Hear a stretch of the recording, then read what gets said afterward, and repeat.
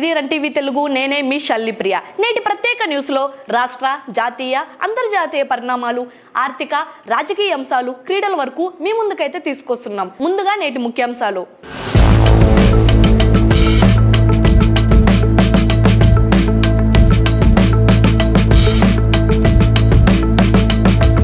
రాయచోటి కూటమి కక్షలు లేవన్న మంత్రి మండిపల్లి రాంప్రసాద్ రెడ్డి రాయచోటిలో విలేకరుల సమావేశంలో మాట్లాడారు.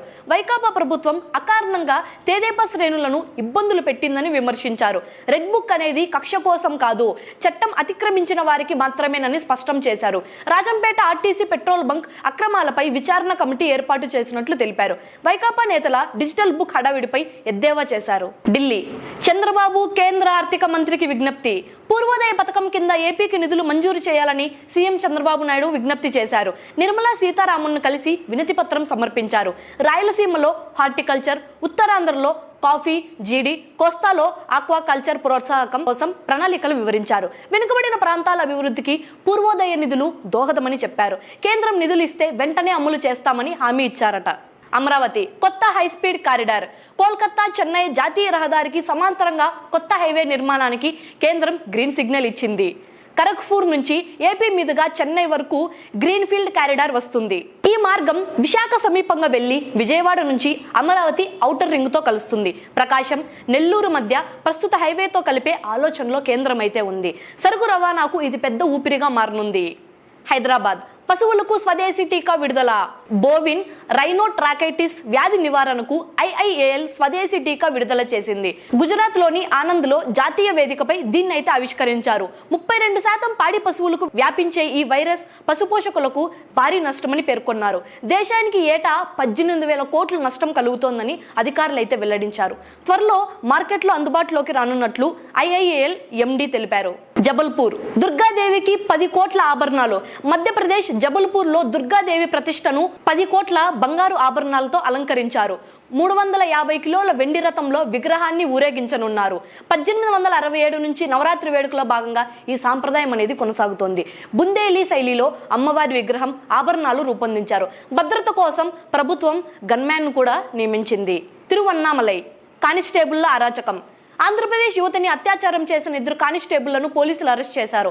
సోదరి కళ్ళెదుటే నిందితులు దారుణానికి పాల్పడ్డారు. బాధితురాలు తిరువన్నామలై ఆసుపత్రిలో చికిత్స పొందుతోంది. ఆమె ఫిర్యాదు మేరకు సురేష్, సుందర్లను అదుపులోకి తీసుకున్నారు. వారిపై దర్యాప్తు కొనసాగుతోంది. ఢిల్లీ భాజపా సీనియర్ నేత మల్హోత్రా కన్నుమూత. భాజపా సీనియర్ నేత విజయ్ కుమార్ మల్హోత్రా 93 సంవత్సరాలు కన్ను మూశారు. గత కొద్ది రోజులుగా ఎయిమ్స్ లో చికిత్స పొందుతూ తుది శ్వాస విడిచారు.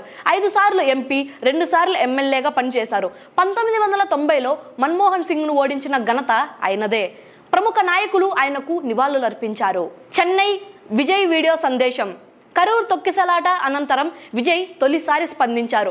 నన్ను ఏమైనా చేయండి కానీ నా పార్టీని వదిలేయండి అని విజ్ఞప్తి చేశారు. ప్రజల భద్రత దృష్ట్యా సురక్షిత ప్రదేశాల్లోనే సభలు పెట్టామన్నారు. తన పార్టీపై పెట్టిన కేసులను తప్పుబట్టారు. రాజకీయ ప్రయాణం మరింత బలంగా సాగుతుందని పార్టీకి ధైర్యం ఇచ్చారు. అమెరికా ప్రభుత్వ షట్డౌన్. అమెరికాలో 7 ఏళ్ల తర్వాత మళ్లీ ప్రభుత్వం షట్డౌన్ లోకి వెళ్ళింది. ఫండింగ్ బిల్లులు సెనెట్ ఆమోదం పొందకపోవడం ప్రధాన కారణం. అత్యవసరం కాని సేవలు నిలిచిపోగా లక్షల మంది ఉద్యోగులు ఇబ్బందులు ఎదుర్కొంటున్నారు. మిలిటరీ, ఎయిర్ ట్రాఫిక్ సేవలు మాత్రం కొనసాగుతున్నాయి.